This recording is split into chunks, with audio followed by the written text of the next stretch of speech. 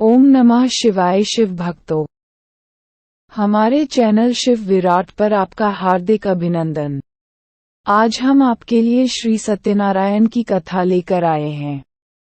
श्री सत्यनारायण कथा। एक समय की बात है, नैमिषारण्य तीर्थ में शौनकादि 88,000 ऋषियों ने श्री सूत जी से पूछा, हे प्रभु, इस कलियुग में वेद विद्या रहित मनुष्यों को प्रभु भक्ति किस प्रकार मिल सकती है तथा उनका उद्धार कैसे होगा? हे मुनि श्रेष्ठ, कोई ऐसा तप बताइए जिससे थोड़े समय में ही पुण्य मिले और मनवांछित फल भी मिल जाए। इस प्रकार की कथा सुनने की हम इच्छा रखते हैं। सर्व शास्त्रों के ज्ञाता सूत जी बोले, हे वैष्णवों में पूज्य, आप सभी ने प्राणियों के हित की बात पूछी है, इसलिए मैं एक ऐसे श्रेष्ठ व्रत को आप लोगों को बताऊंगा जिसे नारद जी ने लक्ष्मी नारायण जी से पूछा था और लक्ष्मीपति ने मुनिश्रेष्ठ नारद जी से कहा था। आप सब इसे ध्यान से सुनिए।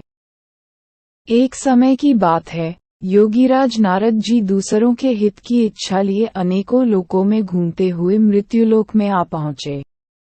यहाँ उन्होंने अनेक योनियों में जन्मे प्रायः सभी मनुष्यों को अपने कर्मों द्वारा अनेकों दुखों से पीड़ित देखा।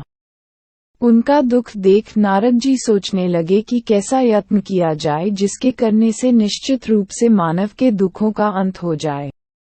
इसी विचार पर मनन करते हुए वह विष्णुलोक में गए। वहाँ वह देवों के ईश नारायण की स्तुति करने लगे, जिनके हाथों में शंख, चक्र, गदा और पद्म थे, ले में वरमाला पहने हुए थे।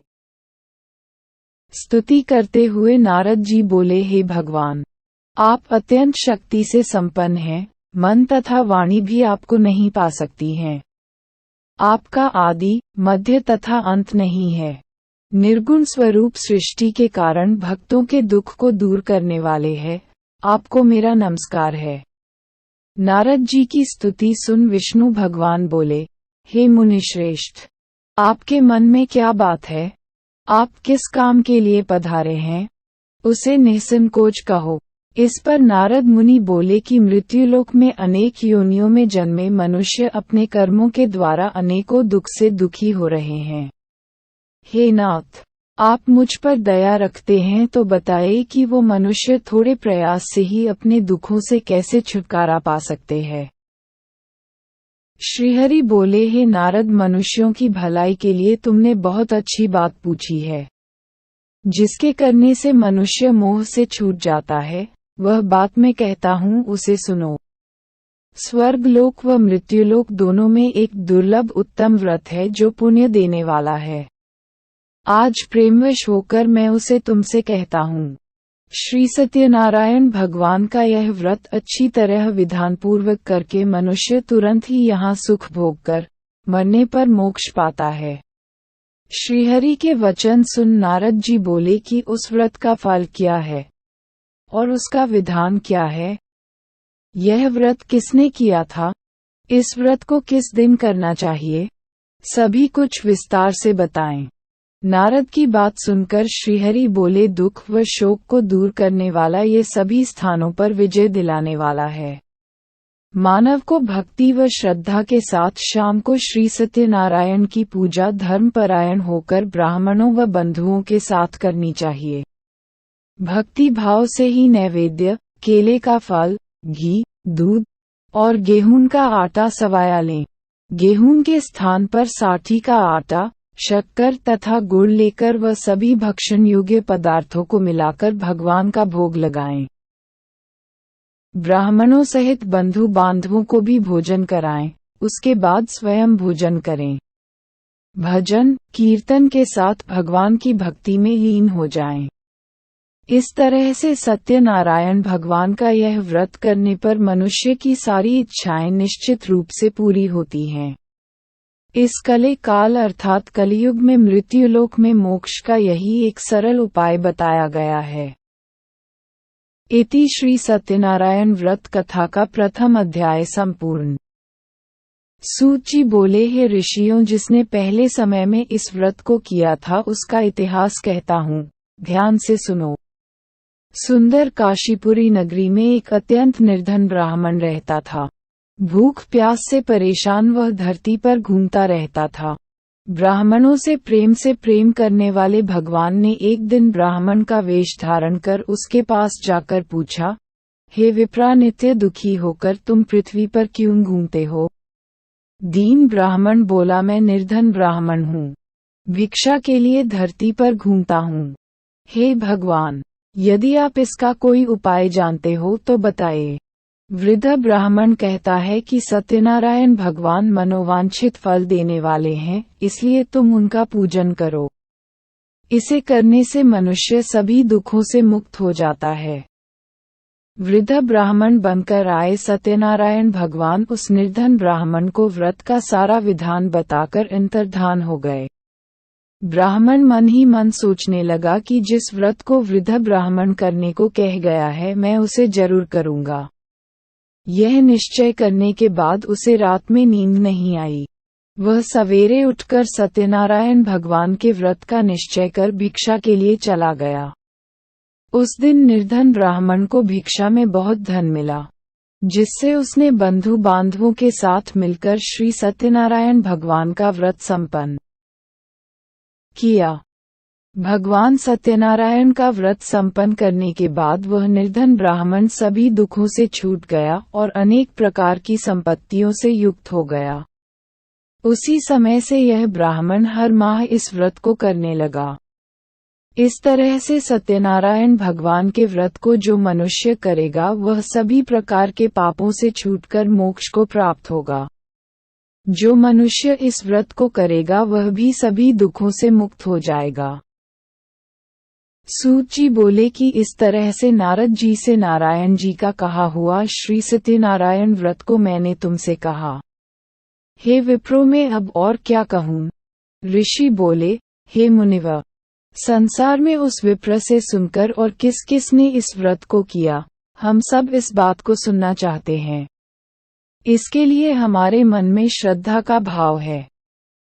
सूत जी बोले, हे मुनियों, जिसने इस व्रत को किया है वह सब सुनो। एक समय वही विप्र धन व ऐश्वर्य के अनुसार अपने बंधु बांधवों के साथ इस व्रत को करने को तैयार हुआ। उसी समय एक लकड़ी बेचने वाला बूढ़ा आदमी आया और लकड़ियां बाहर रखकर अंदर ब्राह्मण के घर में गया।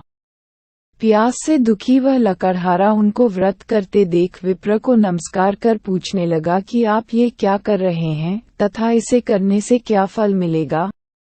कृपया मुझे भी बताएं। ब्राह्मण ने कहा कि सब मनोकामनाओं को पूरा करने वाला ये सत्यनारायण भगवान का व्रत है। इनकी कृपा से ही मेरे घर में धन धान्य आदि की वृद्धि हुई है। विप्र से सत्यनारायण व्रत के बारे में जानकर लकड़हारा बहुत प्रसन्न हुआ। चरणामृत लेकर वह प्रसाद खाने के बाद वह अपने घर गया। लकड़हारे ने अपने मन में संकल्प किया कि आज लकड़ी बेचने से जो धन मिलेगा उसी से श्री सत्यनारायण भगवान का उत्तम व्रत करूंगा। मन में इस विचार को ले बूढ़ा आदमी सिर पर लकड़ियां रख उस नगर में बेचने गया जहां धनी लोग ज्यादा रहते थे। उस नगर में उसे अपनी लकड़ियों का दाम पहले से 4 गुना अधिक मिलता है। बूढ़ा प्रसन्नता के साथ दाम लेकर केले, शक्कर, घी, दूध, दही और गेहूं का आटा ले और सत्यनारायण भगवान के व्रत की अन्य सामग्रियां लेकर अपने घर गया। वहां उसने अपने बंधु बांधवों को बुलाकर विधि विधान से सत्यनारायण भगवान का पूजन और व्रत किया। इस व्रत के प्रभाव से वह बूढ़ा लकड़हारा धनपुत्र आदि से युक्त होकर संसार के समस्त सुख भोग अंतकाल में बैकुंठ धाम चला गया। इति श्री सत्यनारायण व्रत कथा का 2वां अध्याय संपूर्ण। सूत जी बोले, हे श्रेष्ठ मुनियों, अब आगे की कथा कहता हूँ। पहले समय में उल्कामुख नाम का एक बुद्धिमान राजा था। वह सत्यवक्ता और जितेंद्रिय था। प्रतिदिन देव स्थानों पर जाता और निर्धनों को धन देकर उनके कष्ट दूर करता था। उसकी पत्नी कमल के समान मुख वाली तथा सती साध्वी थी। भद्रशिला नदी के तट पर उन दोनों ने श्री सत्यनारायण भगवान का व्रत किया। उसी समय साधु नाम का एक वैश्य आया। उसके पास व्यापार करने के लिए बहुत सा धन भी था। राजा को व्रत करते देखकर वह विनय के साथ पूछने लगा, हे राजन, भक्तिभाव से पूर्ण होकर आप ये क्या कर रहे हैं? मैं सुनने की इच्छा रखता हूँ तो आप मुझे बताएं। राजा बोला, हे साधु, अपने बंधु बांधवों के साथ पुत्रादि की प्राप्ति के लिए एक महाशक्तिमान श्री सत्यनारायण भगवान का व्रत व पूजन कर रहा हूँ। राजा के वचन सुन साधु आदर से बोला, हे राजन, मुझे इस व्रत का सारा विधान कहिए। आपके कथनानुसार मैं भी इस व्रत को करूँगा। मेरी भी संतान नहीं है और इस व्रत को करने से निश्चित रूप से मुझे संतान की प्राप्ति होगी। राजा से व्रत का सारा विधान सुन व्यापार से निवृत्त हो वह अपने घर गया। साधु वैश्य ने अपनी पत्नी को संतान देने वाले इस व्रत का वर्णन कह सुनाया और कहा कि जब मेरी संतान होगी तब मैं इस व्रत को करूँगा। साधु ने इस तरह के वचन अपनी पत्नी लीलावती से कहे। एक दिन लीलावती पति के साथ आनंदित हो सांसारिक धर्म में प्रवृत्त होकर सत्यनारायण भगवान की कृपा से गर्भवती हो गई। 10वें महीने में उसके गर्भ से एक सुंदर कन्या ने जन्म लिया। दिनों दिन वह ऐसे बढ़ने लगी जैसे कि शुक्ल पक्ष का चंद्रमा बढ़ता है। माता पिता ने अपनी कन्या का नाम कलावती रखा। एक दिन लीलावती ने मीठे शब्दों में अपने पति को याद दिलाया कि आपने सत्यनारायण भगवान के जिस व्रत को करने का संकल्प किया था उसे करने का समय आ गया है, आप इस व्रत को करिए। साधु बोला कि हे प्रिय, इस व्रत को मैं उसके विवाह पर करूँगा। इस प्रकार अपनी पत्नी को आश्वासन देकर वह नगर को चला गया। कलावती पिता के घर में रह वृद्धि को प्राप्त हो गई। साधु ने एक बार नगर में अपनी कन्या को सखियों के साथ देखा तो तुरंत ही दूत को बुलाया और कहा कि मेरी कन्या के योग्य वर देख कर आओ। साधु की बात सुनकर दूत कंचन नगर में पहुंचा और वहां देखभाल कर लड़की के सुयोग्य वाणिक पुत्र को ले आया।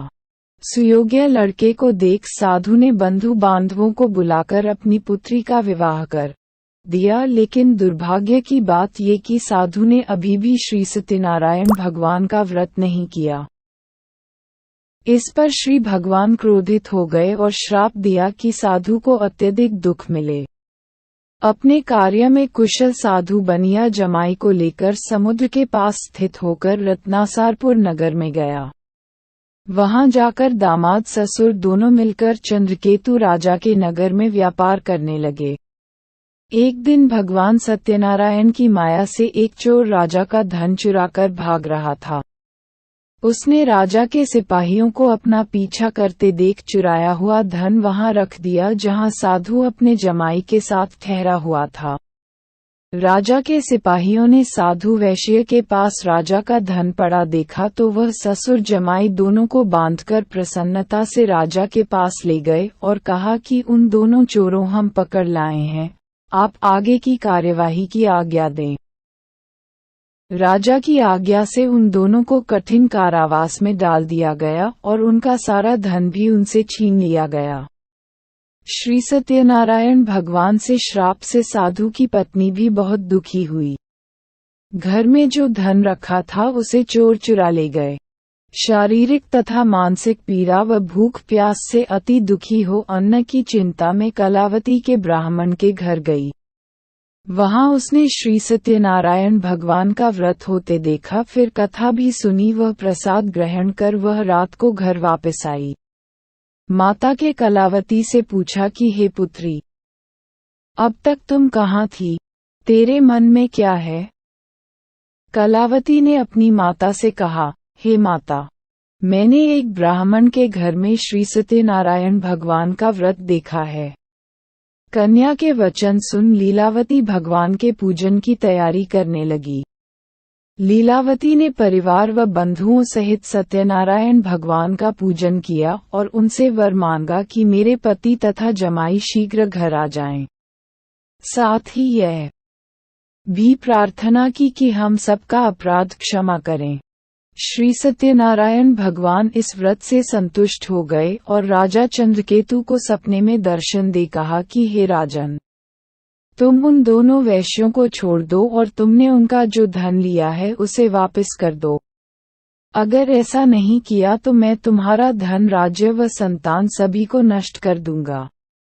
राजा को ये सब कहकर वह अंतर्धान हो गए। प्रातःकाल सभा में राजा ने अपना सपना सुनाया, फिर बोले कि बनिक पुत्रों को कैद से मुक्त कर सभा में लाओ।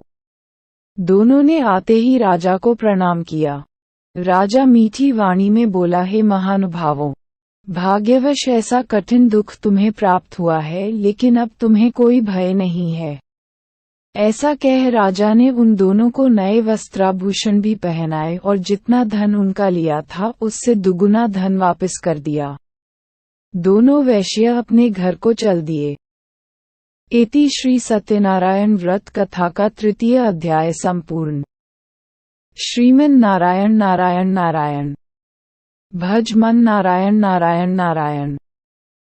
श्री सत्यनारायण भगवान की जय।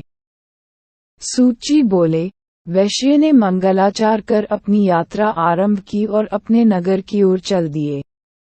उनके थोड़ी दूर जाने पर एक दंडी वेशधारी श्री सत्यनारायण ने उनसे पूछा, हे साधु, तेरी नाव में क्या है?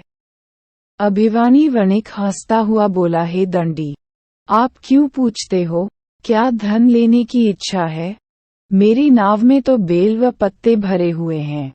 वैश्य के कठोर वचन सुन भगवान बोले, तुम्हारा वचन सत्य हो। दंडी ऐसे वचन कह वहां से दूर चले गए। कुछ दूर जाकर समुद्र के किनारे बैठ गए। दंडी के जाने के बाद साधु वैश्य ने नित्य क्रिया के पश्चात नाव को ऊंची उठते देखकर अचंभा माना और नाव में बेल पत्ते आदि देख वह मूर्छित हो जमीन पर गिर पड़ा। मूर्छा खुलने पर वह अत्यंत शोक में डूब गया। तब उसका दामाद बोला कि आप शोक न मनाएं, ये दंडी का शाप है, इसलिए हमें उनकी शरण में जाना चाहिए, तभी हमारी मनोकामना पूरी होगी। दामाद की बात सुनकर वह दंडी के पास पहुंचा और अत्यंत भक्तिभाव नमस्कार करके बोला, मैंने आपसे जो जो असत्य वचन कहे थे उनके लिए मुझे क्षमा दें। ऐसा कहकर महान शोकातुर हो रोने लगा। तब दंडी भगवान बोले, हे वणिक पुत्र, मेरी आज्ञा से बार बार तुम्हें दुख प्राप्त हुआ है। तू मेरी पूजा से विमुख हुआ। साधु बोला, हे भगवान, आपकी माया से ब्रह्मा आदि देवता भी आपके रूप को नहीं जानते, तब मैं अज्ञानी कैसे जान सकता हूँ? आप प्रसन्न होइए, अब मैं सामर्थ्य के अनुसार आपकी पूजा करूँगा। मेरी रक्षा करो और पहले के समान नौक में धन भर दो। साधु वैश्य के भक्तिपूर्वक वचन सुनकर भगवान प्रसन्न हो गए और उसकी इच्छानुसार वरदान देकर अंतर्धान हो गए।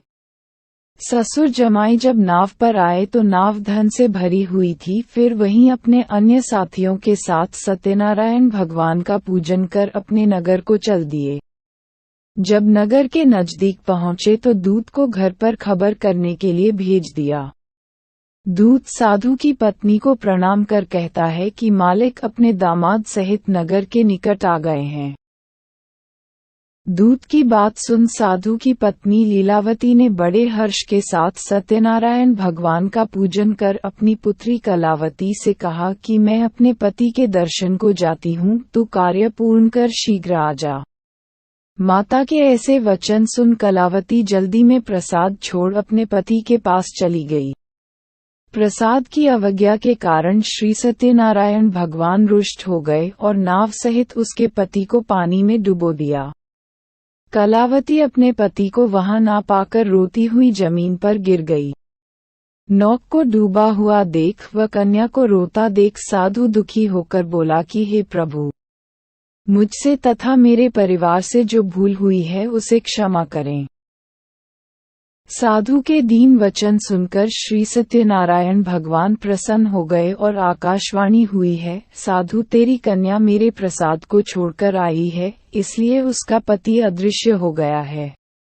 यदि वह घर जाकर प्रसाद खाकर लौटती है तो इसे इसका पति अवश्य मिलेगा। ऐसी आकाशवाणी सुन कलावती घर पहुंचकर प्रसाद खाती हैं और फिर आकर अपने पति के दर्शन करती है। उसके बाद साधु अपने बंधु बांधवों सहित श्री सत्यनारायण भगवान का विधि विधान से पूजन करता है। इस लोक का सुख भोग वह अंत में स्वर्ग जाता है। इति श्री सत्यनारायण व्रत कथा का चतुर्थ अध्याय संपूर्ण। श्रीमन नारायण नारायण नारायण, भज मन नारायण नारायण नारायण। श्री सत्यनारायण भगवान की जय। सूची बोले, हे ऋषियों में और भी एक कथा सुनाता हूँ, उसे भी ध्यानपूर्वक सुनी। प्रजापालन में लीन तुंगध्वज नाम का एक राजा था। उसने भी भगवान का प्रसाद त्याग कर बहुत ही दुख सहन किया।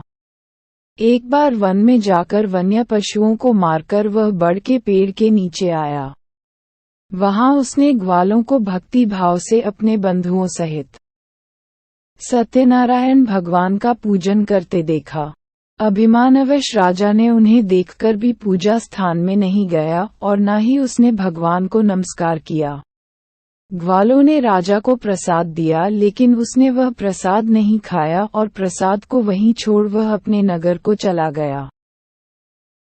जब वह नगर में पहुंचा तो वहां सब कुछ तहस नहस हुआ पाया, तो वह शीघ्र ही समझ गया कि यह सब भगवान ने ही किया है। वह दोबारा ग्वालों के पास पहुंचा और विधि पूर्वक पूजा करके प्रसाद खाया तो श्री सत्यनारायण भगवान की कृपा से सब कुछ पहले जैसा हो गया। दीर्घकाल तक सुख भोगने के बाद मरणोपरांत उसे स्वर्गलोक की प्राप्ति हुई। जो मनुष्य परम दुर्लभ इस व्रत को करेगा तो भगवान सत्यनारायण की अनुकंपा से उसे धन धान्य की प्राप्ति होगी। निर्धन धनी हो जाता है और भयमुक्त हो जीवन जीता है।